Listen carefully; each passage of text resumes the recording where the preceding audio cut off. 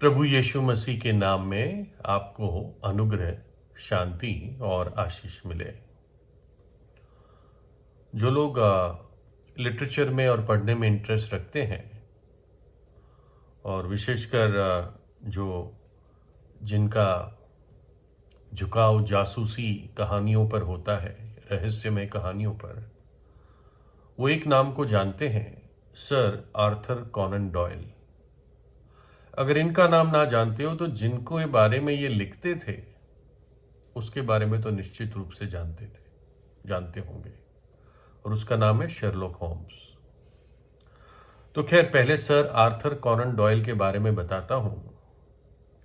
इनका जीवन लगभग 1860 ईस्वी से 1930 ईस्वी के बीच रहा। 71 वर्ष ये जिए। 1859 टू 1930, और लगभग आज से 90-93 साल पहले की बात है ये। और जब ये लिखते होंगे तो करीब आज से 125 साल पहले की बात है। और इन्होंने एक कैरेक्टर क्रिएट किया, काल्पनिक, जिसका नाम था शेरलॉक होम्स। और शेरलॉक होम्स का एक दोस्त था डॉक्टर वॉटसन। तो ये दोनों मिलकर बहुत सारे मिस्ट्रीज, रहस्य और पुलिस केसेस जो रहस्यमय होते थे, जो राज भरे होते थे, इनको ये सॉल्व करते थे। और जो मुजरिम होता था, क्रिमिनल होता था, मर्डरर होता था, उसको ये पकड़वाते थे। और इसमें शेरलॉक होम्स की जो दिमागी उसकी एनालिसिस है, उस पर बहुत फोकस किया जाता है। कैसे वो एक व्यक्ति को देखकर उसके बालों को, उसके वस्त्रों को, वो पूरा उसका एनालिसिस कर लेता था अपने माइंड में। तो इसलिए उन दिनों, आज से 75-100 साल पहले, 125 साल पहले, शेरलॉक होम्स बहुत एक मशहूर कैरेक्टर हो गया था। इस पे बहुत सारी किताबें लिखी गई, कई सारे फिल्में बनाई गई, आज तक भी बनती हैं नए नए हीरोज को लेकर। और लोग इतना विश्वास करने लगे कि ये वास्तव में एक व्यक्ति है शेरलॉक होम्स, कि जो उसका एक काल्पनिक एड्रेस बनाया गया था, पता घर का, 221 बेकर स्ट्रीट, लंदन में। लोग आज भी जाके ढूंढते हैं कि कहां पर है ये। अब किसी ने एक झूठा मूठा वहां म्यूजियम की तरह बना के रखा है, लोग जाते हैं, देखते हैं, लेकिन वास्तव में ये आदमी था ही नहीं। तो इसलिए वो कई लोगों के लिए आज भी हीरो है और ये बहुत जाना माना एक कैरेक्टर है। तो जो राइटर थे सर आर्थर कॉनन डॉयल, ये ऑब्वियसली बहुत दिमागदार व्यक्ति थे। ना केवल ये एक केस बनाते थे अपने माइंड में, लेकिन उस केस को सॉल्व भी कराते थे, और वो भी बहुत बारीक बारीक चीजों से, बहुत दिमाग लगाकर। और ये थोड़े मजाकी भी थे सर आर्थर कॉनन डॉयल। इनके 12 मित्र थे टोटल, और एक बार उन्होंने उन पर एक मजाक किया, सबको एक एक तार भेजा, टेलीग्राम। वो दिन ऐसे दिन थे जब अर्जेंट मैसेजेस तार के द्वारा भेजे जाते थे। जैसे कुछ समय पहले एसटीडी कॉलिंग, आईएसडी कॉलिंग, ऐसा इतना आसान नहीं था। ट्रंक कॉल करने पड़ते थे, ऑपरेटर के थ्रू फोन जाते थे। तो टेलीग्राम तार सबसे बेस्ट था। तो उन्होंने अपने 12 दोस्तों को, सबको एक ही मैसेज भेजा। और मैसेज क्या भेजा? बस एक लाइन लिखी कि जल्दी से भागो, तुम्हारा रहस्य प्रकट हो गया है। जल्दी से भागो, तुम्हारी जो सीक्रेट है, गुप्त बात है, वो प्रकट हो गई है। सबको एक ही मैसेज भेजा। और जो कहानी बताई जाती है कि 12 के 12 24 घंटे के अंदर देश छोड़कर भाग गए थे।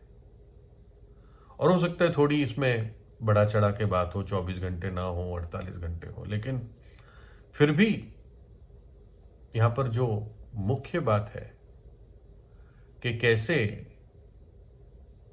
एक व्यक्ति अपने गुप्त जीवन को छिपा के रखता है और डरता है कि मेरे पिछले जीवन की बातें पता ना चल जाए। और ये 12 जो 12 के 12 लोग थे, ये कोई छोटे मोटे लोग नहीं थे। सर आर्थर कॉनन डॉयल एक हाई सोसाइटी में जीते थे, तो ये सब प्रोमिनेंट लोग थे, अच्छे खासे समाज में ऊंचे स्थानों पर थे। बाइबल बताती है नीति वचन 28:1 में, दुष्ट लोग जब कोई पीछा नहीं करता तब भी भागते हैं, परंतु धर्मी लोग जवान सिंहों के समान निडर रहते हैं। जो दुष्ट व्यक्ति होता है या जो अपने पाप को छिपा के रखता है, वो तब भी भागता है जब उसका कोई पीछा नहीं करता। क्यों भागे होंगे ये सब देश छोड़कर? क्योंकि हर एक के पास कोई ऐसा छुपा हुआ उसके जीवन की गुप्त बात थी, जो वो नहीं चाहते थे कि किसी और को पता चले, क्योंकि पता चलने पर वो बहुत लज्जित होते, उनको शर्म आती या उन पर कोई कानूनी कार्रवाई होती। जोब 31 में लिखा है, यदि मैंने आदम की नाई अपना अपराध छिपाकर अपने अधर्म को ढांप लिया हो। आदम जो हमारा सबसे पहला पूर्वज है, जब उसने पाप किया तो उसने अपना अपराध छिपाया, अपने अधर्म को उसने ढांप दिया। और इसलिए पाप छिपाना ये तो पूर्वजों से, हमारी पीढ़ियों से चला आता जा रहा है। और इसलिए एक छोटा बच्चा भी जब वो गलती करता है तो छिपाने की कोशिश करता है बिना सिखाए, क्योंकि वो बात उसके डीएनए में है। आप कोशिश कीजिए किसी भी आज के टीनेजर से उसका फोन मांगने की कोशिश करें, वो फोन कभी देगी नहीं। इतना रहस्यमय गुप्त बातें वो छिपा के रखते हैं एक फोन में, जिससे उनको शर्म आएगी कि मम्मी डैडी क्या सोचेंगे, ये बातें पता चल जाएगी। तो जो अपने अपराध छिपा रखता है उसका कार्य सफल नहीं होता, परंतु जो उनको मान लेता और छोड़ भी देता है उस पर दया की जाएगी। पाप कैंसर की तरह है, अगर कैंसर को छुपा रखो तो बड़े स्टेज पर आकर वो व्यक्ति को मार देता है, लेकिन शुरुआत के स्टेज में अगर कैंसर को ठीक ट्रीटमेंट मिलता है, कई लोगों के कैंसर ठीक हो जाते हैं। लेकिन एक व्यक्ति बताए ही ना, छिपा के ही रखे, तो कैंसर उसको मार देगा। वैसे ही पाप है, अगर उसको छिपा के रखा तो वो पाप मार देता है अनंत काल के लिए, जिसे बाइबल दूसरी मृत्यु कहती है, आत्मिक मृत्यु कहती है। हमेशा हमेशा के लिए परमेश्वर से अलग हो जाने को दूसरी मृत्यु कहा जाता है।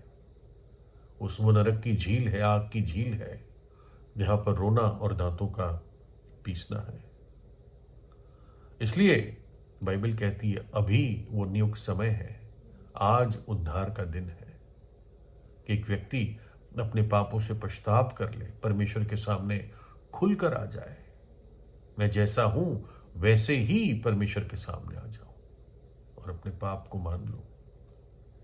भजन संहिता में लिखा है, क्या ही धन्य है वो जिसका अपराध क्षमा किया गया और जिसका पाप ढांपा गया हो। क्या ही धन्य है वो मनुष्य जिसके अधर्म का परमेश्वर लेखा ना ले और जिसकी आत्मा में कपट ना हो। जब मैं चुप रहा तब दिन भर कराते कराते मेरी हड्डियां पिघल गई, क्योंकि रात दिन मैं तेरे हाथ के नीचे दबा रहा और मेरी तरावट धूप काल की सी झुर्राहट बन गई। जब मैंने अपना पाप तुझ पर प्रकट किया और अपना अधर्म ना छिपाया और कहा मैं परमेश्वर के सामने अपने अपराधों को मान लूंगा, तब तूने मेरे अधर्म और पाप को क्षमा कर दिया। कब क्षमा किया? जब मैंने अपना पाप तेरे सामने खोल दिया, मान लिया, अंगीकार कर लिया और अपने अधर्म को ना छिपाया, तब तूने मुझे क्षमा किया। यदि हम अपने पापों को मान लें तो परमेश्वर हमारे पापों को क्षमा करने और हमें सब अधर्म से शुद्ध करने में विश्वास योग और धर्मी है। प्रभु यीशु का लहू हमें सब पापों से शुद्ध करता है। कलवरी के क्रूस पर उसने हमारे पापों को उठाकर हमारे लिए मृत्यु सही, हमारे पाप का दंड सह लिया। जो कीमत हमें चुकानी थी हमारे पापों की, वो उसने चुका दी। जैसे एक व्यक्ति दूसरे के लिए जुर्माना भरता है, प्रभु यीशु ने अपने दुखों के द्वारा, अपनी वेदना के द्वारा, अपने क्रूस के बलिदान के द्वारा सब कुछ भर दिया। उस पवित्र परमेश्वर के व्यवस्था और नियम के अनुसार। और जब एक पापी पश्चाताप करके प्रभु यीशु पर विश्वास करता है तो यीशु का लहू उसको धोकर पवित्र करता है। प्रभु यीशु तीसरे दिन जी उठा, वो जीवित है। वो कहता है मैं तेरे पापों को अब कभी याद नहीं करूंगा। इसलिए अब उस व्यक्ति को कोई डर की जरूरत नहीं है, क्योंकि प्रभु यीशु ने क्षमा कर दिया है। वो एक शुद्ध विवेक देता है। और तब ऐसा व्यक्ति जिसके पाप क्षमा हुए हैं, वो अपना सिर उठाकर एक शुद्ध विवेक के साथ इस दुनिया में चल सकता है। फिर उसको भागने की जरूरत नहीं है, ना मनुष्य से ना परमेश्वर से, क्योंकि परमेश्वर ने उसे क्षमा कर दिया। तो प्रभु यीशु से प्रार्थना कीजिए। प्रभु यीशु आपको आशीष दे।